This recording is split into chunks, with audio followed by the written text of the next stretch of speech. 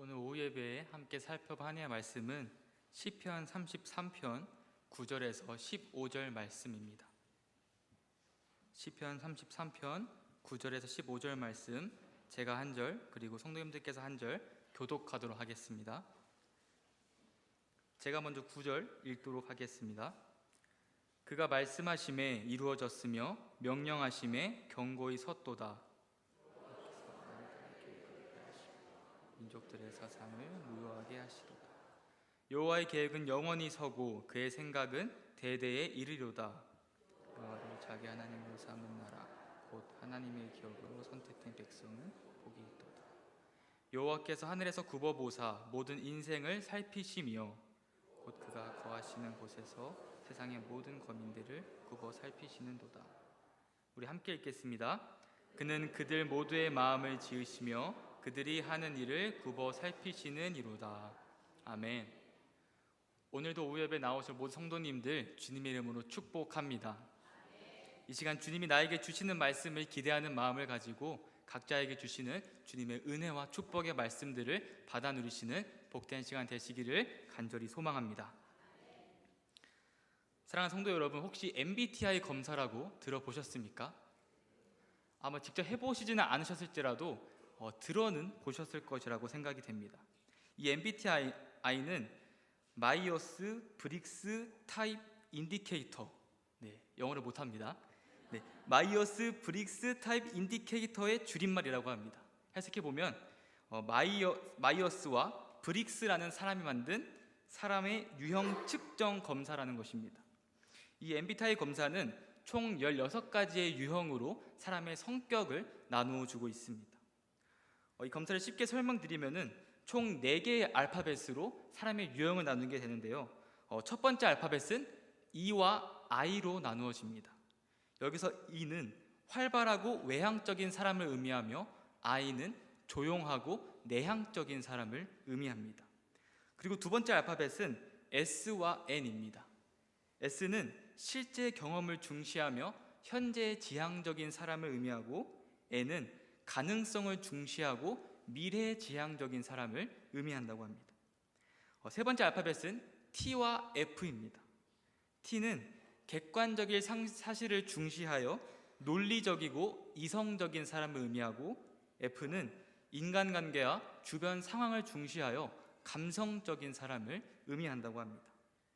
마지막 네 번째 알파벳은 J와 P입니다. J는 항상 분명한 목적과 방향을 가지고 살아가는 계획적인 사람을 의미하고, P는 상황에 따라 얼마든지 변화될 수 있는 목적과 방향을 가지고 살아가는 유동적인 사람을 의미한다고 합니다. 저도 설교를 준비하면서 MBTI 검사를 한 번 더 해보게 되었는데요. 제가 받은 MBTI 유형은 ISFJ라는 유형이었습니다. 이 유형의 특징으로는 쓸데없는 걱정이 많다, 그리고 집에서 노는 것을 좋아한다, 조용하고 안정적인 삶을 추구한다, 정이 많다 등의 특징이 있었습니다. 성도님들께서도 나중에 기회가 되시면은 이 MBTI 검사 한 번쯤 해보시는 것도 좋지 않을까 생각이 듭니다. 그렇다면 말이 안 되는 이야기지만 한번 가정을 해봅시다. 만약에 만왕의 왕이신 하나님께서 MBTI 검사를 하신다면 어떤 결과가 나오게 될까요?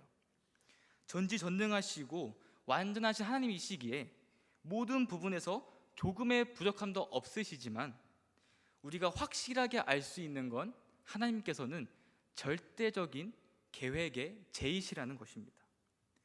우리는 순간순간의 기분과 생각에 따라서 이리 갔다가 저리 갔다가 하는 연약한 인간이지만, 우리 하나님께서는 그분의 계획에 따라 하나님의 뜻과 방식대로 아담으로부터 시작해서 신약시대에 이르기까지 모든 시대를 주관하셨고, 오늘날도 여전히 온 세상을 다스리시고 통치하시고 운행하시는 분이시라는 것입니다.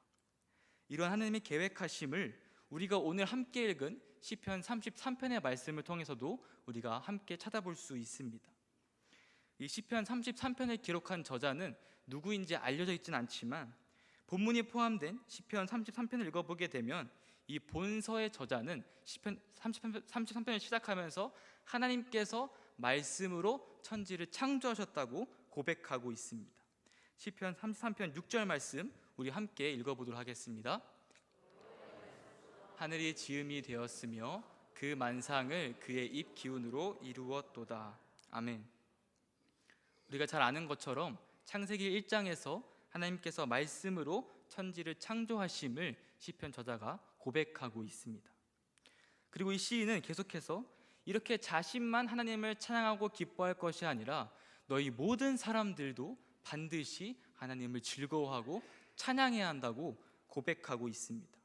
시편 33편 1절 말씀 제가 읽어드리겠습니다. 너희 의인들아 여호와를 즐거워하라. 찬송은 정직한 자들이 마땅히 할 바로다. 지금 시인이 누구에게 말하고 있습니까? 의인과 정직한 자들에게 말하고 있습니다. 사랑하는 성도 여러분, 성도님들께서는 의인이십니까? 사실 대답하기 힘든 질문입니다.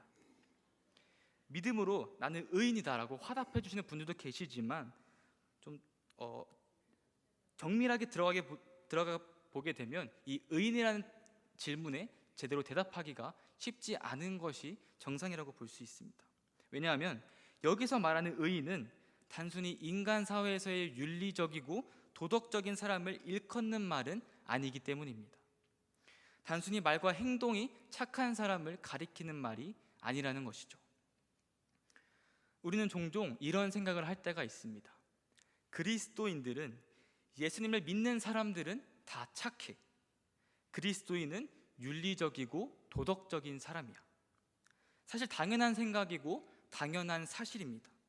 왜냐하면 그리스도인은 이 세상에 있는 어떠한 법보다도 월등하고 뛰어나며 100% 온전히 선하신 하나님의 법을 따르는 사람들이기 때문에 어찌 그러한 사람들이 세상 속에서 선을 드러내지 않으면서 살아갈 수 있겠습니까?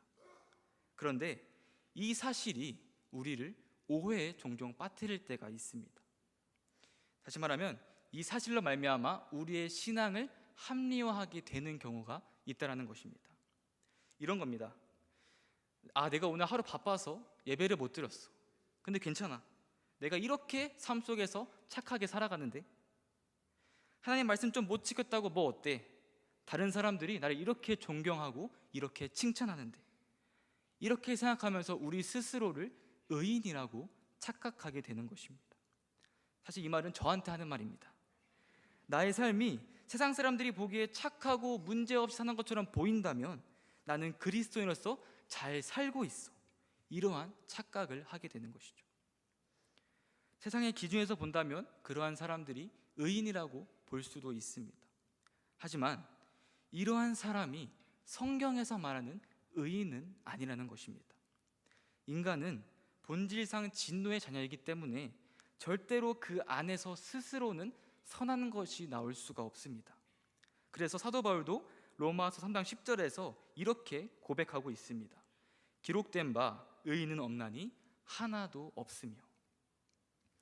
절대적인 기준에서 본다면 인간은 절대로 의인이 될 수가 없습니다.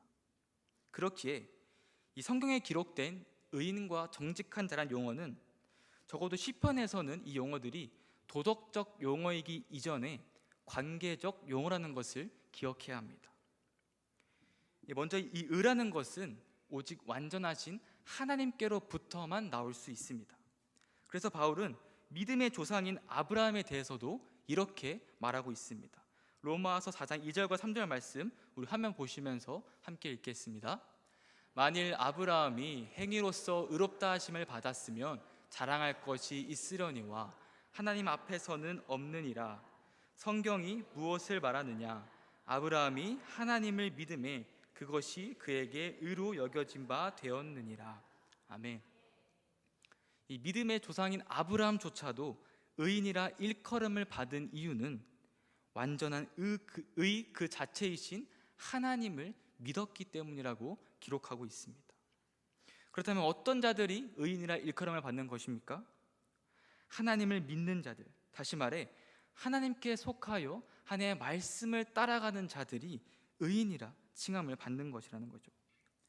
나의 힘이나 능력으로는 절대 하나님의 말씀대로 살아갈 수 없는 나의 연약함과 유한함을 인정하고 오직 하나님과의 관계에 전적으로 매달리는 사람, 하나님과의 관계에 전적으로 의지하는 자들만이 하나님이 보시기에 의인이라는 것입니다. 세상의 기준, 세상의 평가가 중요한 것이 아니라 내가 하나님과 관계를 맺어 하나님께 속하여 있는가, 그를 통해 하나님의 말씀대로 살아가는가가 성경에서 말하는 의인의 기준이라는 것입니다. 사랑하는 성도 여러분, 우리 모두가 하나님만을 의지하고 하나님의 말씀에 순종함으로 말미암아 나의 의가 아닌 하나님의 의를 드러내어 하나님께 의롭다 칭함 받을 수 있기를 간절히 소망합니다. 다시 본문으로 돌아가서 이러한 의인은 하나님을 마땅히 기뻐 찬양해야 한다고 고백하고 있습니다. 다시 한번 본문 1절 말씀 제가 읽어드리겠습니다. 너희 의인들아 여호와를 즐거워하라. 찬송은 정직한 자들이 마땅히 할 바로다. 자, 그렇다면 하나님께 속한 사람은 왜 마땅히 하나님을 즐거워하고 찬양해야 할까요? 그 이유를 오늘 본문 9절과 11절 말씀에서 찾아볼 수 있습니다. 우리 화면 보시면서 함께 읽도록 하겠습니다. 그가 말씀하심에 이루어졌으며 명령하심에 견고히 섰도다. 여호와의 계획은 영원히 서고 그의 생각은 대대에 이르리로다. 아멘. 우리가 즐거워하고 하나님을 찬양해야 하는 이유는 하나님의 계획 때문이라고 말씀하고 있습니다. 좀 더 신학적인 용어로 사용해서 이야기하게 되면 하나님의 작정 때문이라는 것이죠. 이 작정의 사전적 의미를 찾아보게 되면 어떤 일을 하겠다고 마음먹는 것을 의미합니다. 그런데 이 하나님의 작정은 조금 다릅니다. 하나님의 작정은 마음 먹는 것을 넘어서서 앞으로 발생하게 될 모든 사건들에 대하여 미리 정하신 하나님의 영원하신 계획을 가리키는 말입니다. 사람의 작정과는 다르게 하나님의 작정은 반드시 이루어질 수밖에 없다라는 것이죠. 서두에서 말씀드렸듯이 하나님께서는 창조 전부터 계획을 세워두셨습니다. 그리고 그 하나님의 작정대로 아담으로부터 시작하여 신약시대에 이르기까지 모든 하나님의 계획들이 이루어지는 것을 볼 수 있습니다. 이는 성경에서 증거하고 있으니 우리가 잘 받아들일 수 있죠. 그런데 여기서 한 가지 의문은 들 수가 있습니다.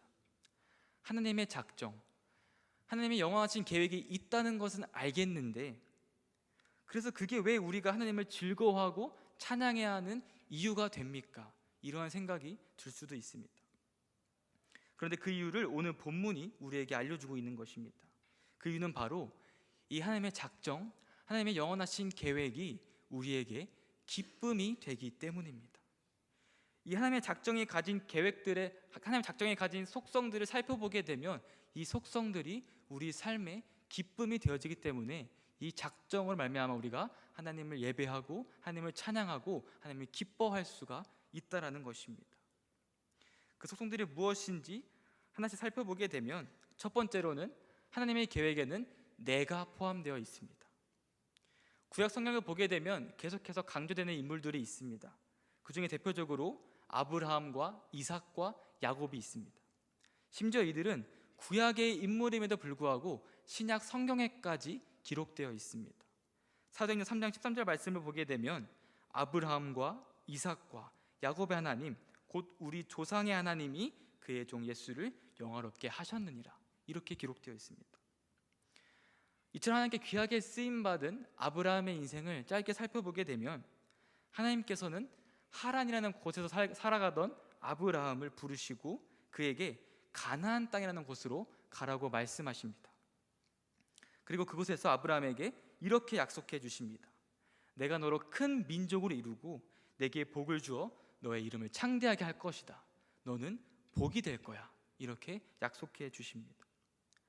그리고 하나님께서는 이 약속을 이루어가는 과정 속에서 아브라함의 아들인 이삭, 그리고 그의 아들인 야곱, 그리고 계속해서 이어지는 아브라함의 후손들을 통하여서 이스라엘이라는 나라를 세워가시고 하나님께서 친히 그 이스라엘의 왕이 되어주시는 계획을 세우시게 됩니다. 그리고 그 계획에 따라서 하나님께서는 이스라엘 하나님이 되시고 이스라엘 백성들은 하나님의 백성이 되는 과정을 그린 것이 바로 구약 성경의 말씀입니다. 그런데 우리는 이 구약 성경을 읽으면서 이처럼 하나님께서 아브라함에게 하신 이 약속의 말씀들, 하나님의 계획들이 아브라함의 가족 그리고 구약 당시에 이스라엘 백성들에게만 국한된 것은 아니라는 것을 기억해야 합니다. 다시 말하면 이 하나님의 계획과 하나님의 약속들이 여전히 오늘날을 살아가는 우리에게도 적용된다는 사실입니다. 그것을 오늘 본문 11절이 우리에게 알려주고 있습니다. 우리 11절 말씀 같이 한번 읽어보도록 하겠습니다. 여호와의 계획은 영원히 서고 그의 생각은 대대에 이르리로다. 아멘. 하나님의 계획과 생각은 구약 당시 어느 한순간에만 머무르고 있는 것이 아니라 그 계획은 영원히 서고 대대에 이른다고 우리에게 말씀해 주고 계십니다. 하나님께서는 아브라함의 자손들만을 선택하셔서 그들에게만 왕이 되어주시겠다고 약속하지 않으셨습니다. 예수님 안에서 그분을 믿는 믿음으로 영적 이스라엘에 된 하나님의 백성인 우리 모두는 하나님의 계획 안에 하나님의 작정 아래에 살아가는 하나님의 백성인 것을 반드시 기억하시기를 주님의 이름으로 축복합니다. 그래서 로마서 4장 16절을 보게 되면 이렇게 고백하고 있습니다. 제가 읽어드리겠습니다. 그러므로 상속자가 되는 그것이 은혜에 속하기 위하여 믿음으로 되나니 이는 그 약속을 그 모든 후손에게 굳게 하려 하심이라. 율법에 속한 자에게뿐만 아니라 아브라함의 믿음에 속한 자에게도 그러하니 아브라함은 우리 모든 사람의 조상이라. 성경에 펼쳐지는 하나님의 약속의 계획들을 살펴보게 되면 하나님의 약속과 계획들은 점진적으로 발전되어 나가는 것을 볼 수 있습니다. 마치 앞에 도미노가 넘어져야만 다음 도미노가 넘어질 수 있듯이 아담으로부터 시작하여서 노아, 아브라함, 모세, 다윗, 그리고 신약 시대에 이르기까지, 그리고 오늘날 우리에게까지 하나님의 작정 아래에서 하나님의 계획들이 이루어져 가고 있다는 것을 굳게 믿으시기를 주님 이름으로 축복합니다.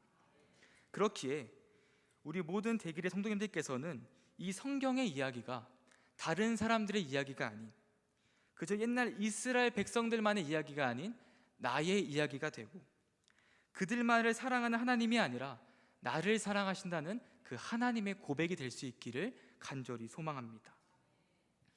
이처럼 하나님의 작정에는 성경에 등장하는 인물들만이 아닌 내가 포함된다는 사실이 우리에게 이처럼 크나큰 기쁨이 되기에 우리는 이 사실을 통하여서 하나님을 찬양하고 하나님을 기뻐하고 하나님을 즐거워할 수가 있는 것입니다. 두 번째로, 하나님이 계획에 가진 속성은 불변성입니다. 우리 본문 10절과 11절 말씀 같이 한번 읽어보도록 하겠습니다. 여호와께서 나라들의 계획을 폐하시며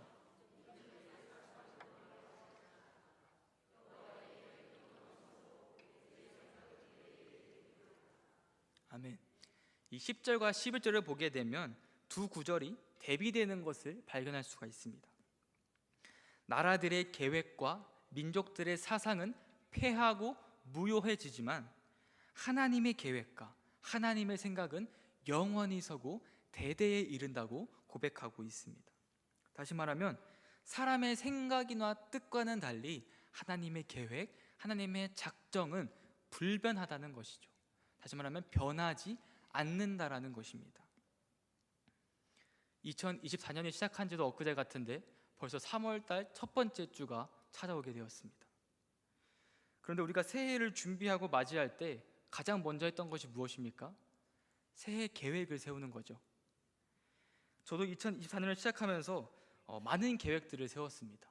그리고 그 중에 하나가 무엇이었냐면 매일 아침을 공복 조깅으로 시작하는 것이었습니다. 이 공복 조깅이 건강에 좋다고 하여서 그런 마음가짐을 가지고 새해를 시작하게 되었습니다. 잘 지켜지고 있을까요? 3월이 된 지금 아침에 일어나자마자 가장 먼저 하는 것은 냉장고 문을 열어보는 것입니다. 아침을 시작하면서 오늘 아침은 어떠한 맛있는 것을 먹으면서 하루를 시작해볼까, 이런 고민 속에 아침을 시작하곤 합니다. 사랑하는 성도 여러분들께서는 이 한 해에 세운 계획을 어느 정도 이루어가며 살아가고 계십니까? 슬픈 현실이지만 대부분 잘 지키지 못하고 있는 경우가 많습니다. 3월이 된 이제는 그 세운 계획들 중에 몇 가지만 골라서 지키려고 노력하면서 시간들을 보내고 계실지도 모릅니다. 하지만 사실 이러한 현상은 당연한 것이라고도 볼 수 있습니다. 왜냐하면 우리는 모든 계획을 다 지킬 능력이 없기 때문입니다. 우리가 계획을 세울 때에는 엄청난 포부를 가지고 우리의 상상의 나래를 펼쳐가면서 우리 마음대로 얼마든지 계획을 세울 수 있지만 그 계획을 지키는 우리의 몸과 마음은 너무나 연약하고 유한하기에 그 계획을 지키지 못하는 경우가 많다라는 것이죠. 그렇게 우리의 계획은 우리의 기분과 우리의 상황과 우리의 여건에 따라서 얼마든지 변하기도 합니다. 그렇지만 이러한 연약한 우리와는 다르게 우리 하나님께서는 절대로 기분과 상황에 따라서 그분의 계획을 바꾸시지 않으시며 계획하신 그 모든 것들 또한 이루실 능력이 있으신 분이시라는 것입니다. 성경 말씀이 그것을 우리에게 증거하고 있습니다. 여호수아 21장 43절에서 45절을 보게 되면 이렇게 말씀하고 있습니다. 제가 읽어드리겠습니다. 여호와께서 이스라엘 조상들에게 맹세하사 주리라 하신 온 땅을 이와 같이 이스라엘에게 다 주셨으므로 여호와께서 그들의 주위에 안식을 주셨으되 그 조상들에게 맹세하신 대로 하셨으므로 여호와께서 이스라엘 족속에게 말씀한 천한 말씀이 하나도 남음이 없이 다 응하였더라. 그리고 이사야 14장 24절도 이렇게 말씀하고 있습니다. 만군의 여호와께서 맹세하여 이르시되 내가 생각한 것이 반드시 되며 내가 경험한 것을 반드시 이루리라. 사랑하는 대그리 성도님들, 하나님의 약속과 계획은 모든 것이 반드시 이루어지는 불변한 하나님의 영원한 작정인 것을 믿으시기를 주님의 이름으로 축복합니다. 그런데 그 불변의 하나님의 작정이 우리에게 어떻게 나타나고 있습니까? 에베소서 1장 4절과 5절 말씀 우리 함께 읽어보도록 하겠습니다. 곧 창세전에 그리스도 안에서 우리를 택하사 우리로 사랑 안에서 그 앞에 거룩하고 흠이 없게 하시려고 그 기쁘신 뜻대로 우리를 예정하사 예수 그리스도로 말미암아 자기의 아들들이 되게 하셨으니. 아멘. 창세 전에 우리를 택하셔서 그리스도의 사랑으로 말미암아 우리가 하나님의 자녀가 될 수 있도록 하셨다고 말씀하고 있습니다. 이 하나님의 계획, 우리를 자녀 삼아 주시는 이 하나님의 작정은 절대로 변함이 없다는 것을 굳게 믿으시기를 바랍니다. 창세 전부터 우리를 택하셔서 하나님께서 우리의 아버지가 되어주시며 우리를 변치 않고 끝까지 사랑하시겠다는 그 하나님의 믿음의 말씀이 있는데 어찌 우리가 그 하나님의 작정이 우리에게 큰 기쁨이 되지 않을 수가 있겠습니까? 우리를 향하신 이 하나님의 작정은 변치 않는다는 사실을 기억하며 우리 모두가 우리의 아버지 되시는 하나님을 즐겁게 찬양할 수 있기를 간절히 바랍니다. 마지막 세 번째로 하나님의 계획은, 하나님의 작정은 그 자체로 우리에게 복이 됩니다. 오늘 본문 15절 말씀 우리 함께 읽어보도록 하겠습니다. 그는 그들 모두의 마음을 지으시며 그들이 하는 일을 굽어 살피시는 이로다. 우리 하나님께서는 자신이 사랑하시는 하나님의 백성들을 굽어 살피시고 보호하시고 인도하시는 분이시라는 것입니다. 하나님의 계획은 온통 우리를 향한 관심과 우리를 향한 애정과 우리를 향한 하나님의 사랑으로 가득 차 있다는 것이죠. 이러한 하나님께서 어떤 분이라고 성경에서 고백하고 있습니까? 로마서 8장 39절을 보게 되면 이렇게 고백하고 있습니다. 높음이나 깊음이나 다른 어떤 피조물이라도 우리를 우리 주 그리스도 예수 안에 있는 하나님의 사랑에서 끊을 수 없으리라. 우리를 위하여서 독생자 예수 그리스도를 보내주시기까지 하는 그 사랑이 우리를 향한 하나님의 사랑인 겁니다. 그리고 시편 136편 1절 말씀을 보게 되면 그는 선하시며 그 인자하심이 영원함이로다, 이렇게 고백하고 있습니다. 우리 하나님께서는 선하시며 신실하신 분이시라는 겁니다. 이처럼 우리를 그 어떤 천하 보배보다도 귀하게 여기시고 귀하게 사랑하시는 그 하나님께서, 그리고 그분 자체로도 완전한 선이 되시며 신실하신 하나님께서 우리의 삶을 작정해 가시고 인도해 가시는데 그 삶이 어찌 복이 되지 않을 수가 있겠습니까? 때로는 이 복이라는 개념을 우리가 오해하기도 합니다. 이 복이라는 것은 우리가 원하는 대로, 우리의 기준에 좋은 대로 우리 삶이 흘러가는 것을 의미하는 말은 아닙니다. 물론 이러한 것들 또한 하나님이 주시는 축복의 한 종류일 수도 있지만 이것보다 더 근본적인 복의 의미가 있다라는 것입니다. 요셉의 삶을 들여다보게 되면 그 복의 의미를 우리가 찾아볼 수가 있습니다. 야곱이 사랑했던 아내 라헬의 아들로 태어난 요셉은 비록 11번째 아들이었지만 그 어떤 형제들보다도 귀하게 자라게 됩니다. 하지만 그의 삶이 어떻게 변화됩니까? 자신이 꾼 꿈으로 말미암아 형들의 미움을 사게 되고 애굽의 노예로 팔려가게 됩니다. 사랑받는 아들의 신분에서 한순간에 남의 집 일을 해야 하는 노예의 신분으로 떨어지게 된 것입니다. 그런데 거기서 끝나지 않습니다. 하나님께서는 요셉과 함께 하심으로 요셉이 이 보디발 장군의 집에서 가정 총무의 역할을 하게 되었지만 보디발 장군의 아내의 모함으로 말미암아 이 요셉은 누명을 쓰고 감옥에 갇히게 됩니다. 그리고 그 감옥에서도 자신이 꿈을 해석해준 이 술 맡은 관원장이 요셉을 기억하지 못하게 됨으로 말미암아 2년이라는 시간을 더 감옥에서 보내게 됩니다. 만약 제가 요셉이었다면 이 감옥까지도 오지 못하고 제가 노예로 신분이 하락되었을 때 삶을 포기하고 무너졌을지도 모릅니다. 그런데 요셉의 고백에서 이처럼 암울하고도 억울한 상황의 연속이었던 힘든 시기를 그가 어떻게 이겨낼 수 있었는지를 우리가 살펴볼 수 있습니다. 우여곡절의 삶 끝에 애굽의 총리의 자리에 오른 요셉이 그의 형들을 다시 만나게 되었을 때 이렇게 고백했습니다. 창세기 45장 7절과 8절 말씀 우리 함께 읽어보도록 하겠습니다. 하나님이 큰 구원으로 당신들의 생명을 보존하고 당신들의 후손을 세상에 두시려고 나를 당신들보다 먼저 보내셨나니 그런즉 나를 이리로 보낸 이는 당신들이 아니요 하나님이시라. 하나님이 나를 바로에게 아버지로 삼으시고 그 온 집의 주로 삼으시며 애굽 온 땅의 통치자로 삼으셨나이다. 아멘. 요셉이 어떻게 고백하고 있습니까? 자신의 인생의 모든 순간순간이 다 하나님의 작정 아래였고 하나님의 계획하심이었으며 하나님의 인도하심이었음을 고백하고 있는 것입니다. 그가 노예 생활 또 감옥살이라는 이 끔찍한 환경 속에서도 이겨낼 수 있었던 것은 나를 사랑하시고 나의 아버지가 되시며 신실하시고 선 그 자체이신 하나님께서 그 요셉의 삶을 작정하셨기 때문이라는 것을 요셉이 알았기 때문입니다. 요셉의 이야기를 보게 되면 반복해서 나오는 말씀이 있습니다. 그 말씀은 바로 여호와께서 요셉과 함께 하심으로 그가 형통하였더라입니다.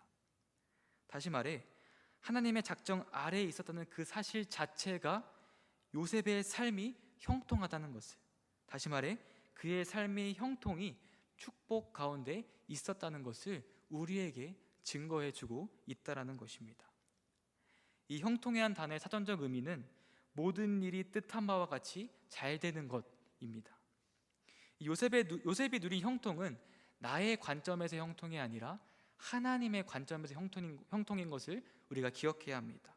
다시 말해 요셉이 누린 형통은 모든 일이 하나님께서 뜻하신 바와 같이 잘 되는 것, 이것이 우리에게 복이 된다는 것입니다. 하나님의 계획과 작정 아래 하나님이 우리에게 궁극적으로 뜻하신 바가 무엇입니까? 고린도전서 10장 31절을 보게 되면 이렇게 말씀하고 있습니다.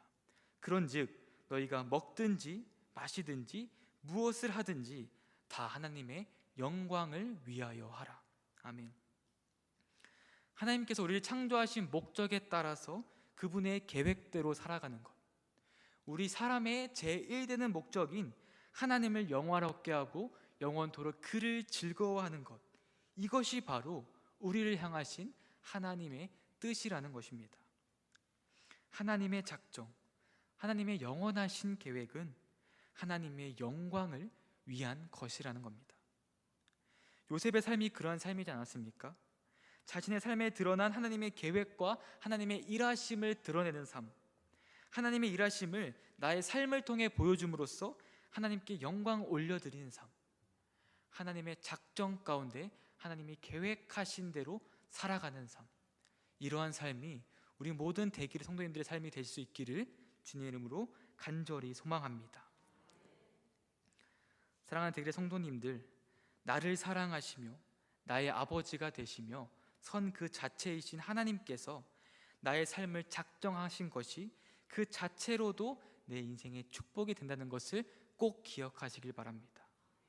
때론 당장 내 눈앞에 있는 현실이 요셉과 같이 노예의 신분으로 감옥에 처한 것처럼 절망의 늪에 빠진 것처럼 보일 수도 있지만, 그 속에서 나의 삶을 붙드시는 하나님의 작정을 기억하고 하나님의 작정이 나의 삶에 있다는 것을 믿는다면 그 힘든 여건과 고난도 신실하신 하나님을 의지하며 이겨낼 수 있을 줄로 믿습니다. 사랑하는 성도 여러분, 그리스도인에겐 우연은 없습니다. 오늘 걸어가는 그 한 걸음 한 걸음조차도 다 하나님의 계획하심 아래에 있다는 것을 기억하시길 바랍니다. 오늘 말씀을 기억하며 나를 향한 하나님의 계획은 반드시 존재한다는 것을 깨달음으로 말미암아 삶 속에서 그분의 계획에 따라 한 걸음 한 걸음 나아가시고, 또 나의 삶을 통하여 섬세하게 일하시고 하나님의 나라를 세워가시는 그 하나님의 일하심을 경험할 수 있기를 바랍니다. 그리고 요셉과 같이 그 자체로도 우리에게 복이 되는 그 하나님의 계획에 따라서 한 걸음 한 걸음 나아갈 수 있는 우리의 인생길이 될 수 있기를 주님의 이름으로 간절히 바랍니다. 이를 위하여 나의 생각과 나의 뜻과 나의 계획은 내려놓고 하나님의 생각과 하나님의 계획과 하나님의 작정하심만을 붙드는 우리의 인생이 될 수 있기를 주님의 이름으로 간절히 소망합니다. 기도하겠습니다. 사랑하는 하나님 아버지, 감사합니다. 하나님의 작정 아래 우리를 자녀 삼아 주시고 우리의 삶을 이끌어가 주심에 감사드립니다. 하나님의 영원하신 계획 아래 나의 삶이 놓여져 있다는 사실이 우리에게 그 무엇과도 바꿀 수 없는 큰 기쁨임을 고백합니다. 나의 생각과 나의 뜻은 내려놓고 하나님의 계획을 따라 살아가는 우리가 될 수 있게 도와주시옵소서. 나의 삶이 사랑이 많으시고 신실하지 하나님께 붙잡혀 있음을 믿음으로 고백하며 그 사실로 말미암아 하나님을 찬양하고 기뻐하며 하나님께 영광 올려드리는 삶을 살아가는 대길의 모든 성도님이 될 수 있도록 도와주시옵소서. 이 모든 말씀 살아계신 예수 그리스도의 이름으로 기도드립니다.